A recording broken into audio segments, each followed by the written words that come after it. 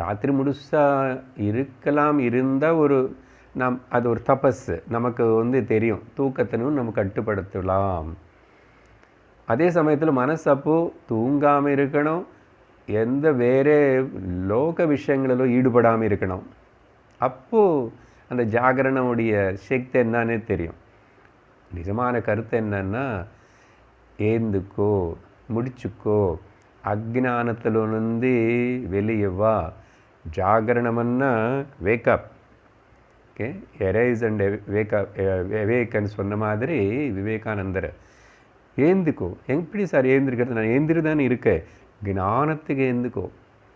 தூங்காதே தம்பி தூங்காதே அப்படின்னு சொல்கிறதுக்கு தான் இந்த ஜாகரணம் అనేది நமக்கு. ஸோ 2 விஷயங்கள்.